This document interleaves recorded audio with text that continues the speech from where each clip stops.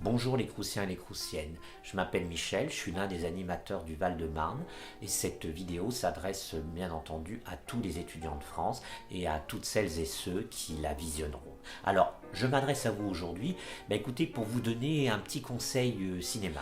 Donc, je vous invite à regarder le site de MK2 et vous avez une rubrique qui s'appelle MK2 Curiosity. Ils mettent en streaming complètement libre, c'est-à-dire en visionnage libre pour tout le monde, un certain nombre de petits chefs-d'œuvre. Pour cette semaine, voici mes conseils.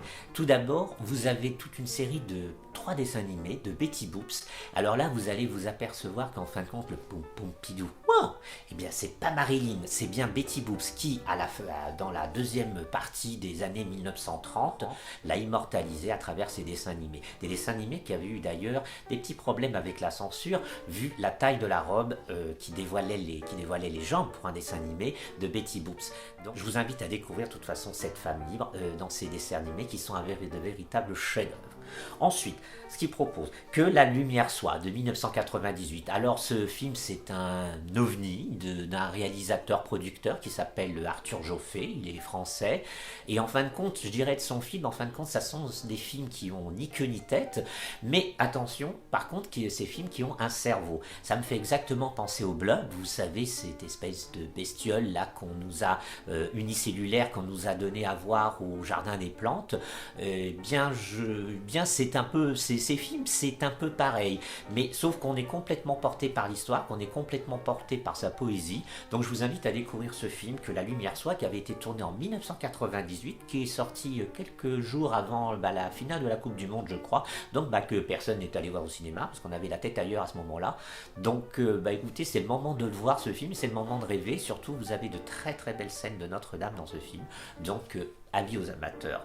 Ensuite, vous avez un documentaire de Jacques Demy. Alors, un documentaire un peu particulier qui est sur le père Jean-Baptiste Vianney. Jean-Baptiste Vianney, c'est le fameux curé d'Ars. Alors, ça nous apprend plein de choses sur, je dirais, le personnage. Et c'est une très belle manière de filmer. Je pense que c'est un court-métrage qui dure une trentaine de minutes.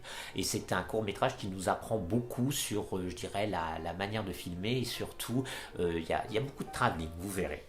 Ensuite, vous avez Le Chêne. Alors Le Chêne, c'est un film roumain qui avait été tourné en 1998. Il est de Lucian Pentivillier et c'est aussi un petit chef-d'œuvre qui est passé vraiment inaperçu. Donc c'est un cinéaste majeur de Roumanie qui avait dû fuir la dictature.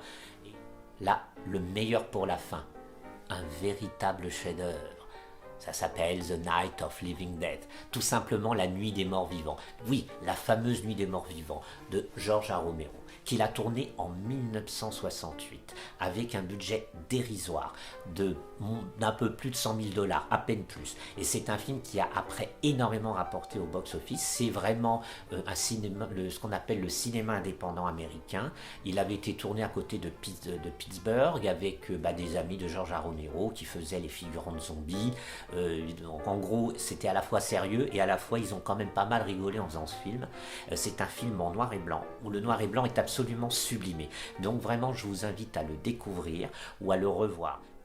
N'hésitez pas une seconde, allez voir La Nuit des Morts Vivants. Vous verrez, ça change les idées. Si vous-même vous avez des conseils en matière de cinéma, n'hésitez pas à les partager. Je vous dis à très bientôt. Salut les Croussiennes et les Croussiens, et salut à tous ceux qui nous regardent.